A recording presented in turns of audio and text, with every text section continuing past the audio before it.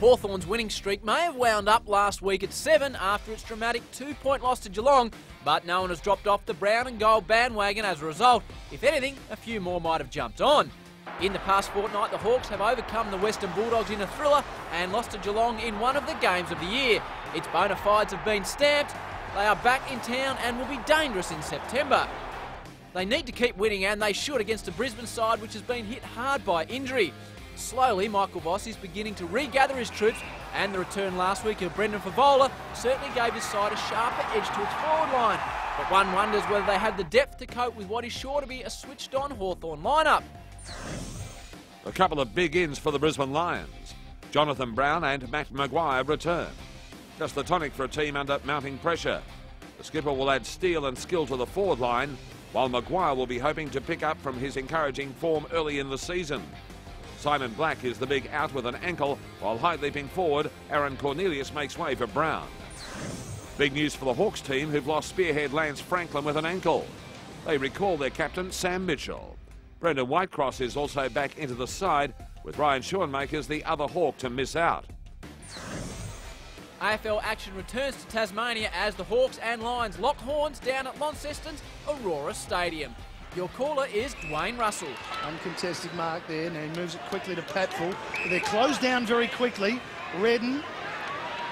Well, Brown's 60 metres away from the ball and he's 3-on-1. This Brown, though, cuts it off, and Campbell Brown kicks the goal. No, you can't do that. Oh, you've got to lift your team. And he's tried to. He's gone. That's what happens when champions try and lift your team. They don't look like scoring. Do something different. Polkinghorn gave the opportunity to Power, and Power breaks the deadlock. Torpedo or not, they've got a goal, Tony. Forward stationary at the moment. Just starting to move now for the Hawks, but not a lot of movement. Hooks it to the pocket, and he hooked it to Roughhead to run to it. He almost took it. Crummer's needed.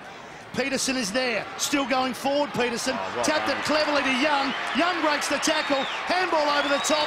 Ellis breaks the drought for goals for Hawthorn. And again, the Lions just kick it out of bounds on the full, so it's going to come back in quickly for Hawthorn.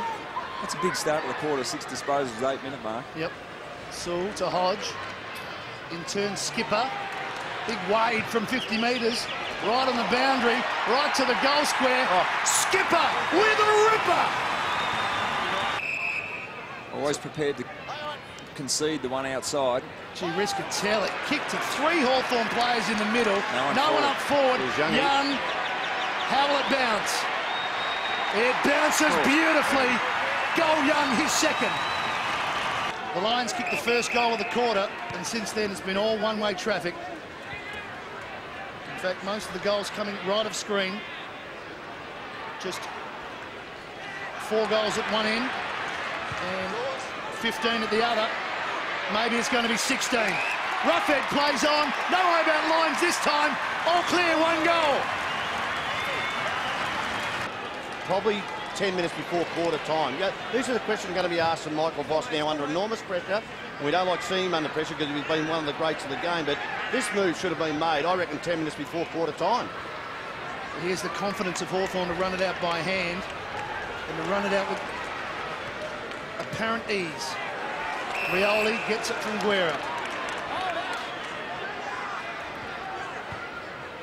Chipping back inboard, Ellis. Birchall. Wider. This is the scoring zone for Young. Oh, yeah. 60 metres out on the boundary. Oh, yeah. Oh, you'd better believe it. A hat-trick of goals to Young, and they love it. While Brisbane's woes continue, Hawthorn strengthened its hold on a place in the top 8 with a percentage-boosting 75-point win. Hawthorn had the game all but sewn up with a 6-goal lead at quarter time and went on to win, kicking 17-16-118 to the Lions 7-1-43. Jordan Lewis gave the Hawks the perfect start, kicking 3 of his 4 goals in the opening quarter demolition. Jared Roughhead kicked 4 more, while Sean Burgoyne, Sam Mitchell and Luke Hodge ran amok. Brad Sewell finished with 30 handballs, Lewis collecting a game-high 145 Dream Team points. For the Lions, Matthew Leuenberger rucked tirelessly, skipper Jonathan Brown returned with 3 goals, and Luke Power was an honest toiler on an afternoon that Michael Voss and his Lions would rather forget. Well, Geordie, that's a fantastic win today, mate. Yeah, it was, Smithy. I think, you know, when we come down here, we want to make it you know, sort of the home ground advantage, and I think the first quarter we really took our chances. You know, with the win, we didn't just bomb it away. We still hit that little lead up and used the ball pretty well and managed to convert. They pretty much beat us up inside. You know, certainly, you know, any time we got our opportunities to get some transition, we couldn't get the ball flowing. They were breaking us down through the midfield, and we couldn't get through. And you know, our forwards, in some ways, I mean, you couldn't really say much about the forwards because the ball wasn't getting there. I mean, late in the game, we were sort of having some positional issues, but you know, largely it was just due of lack of opportunity. So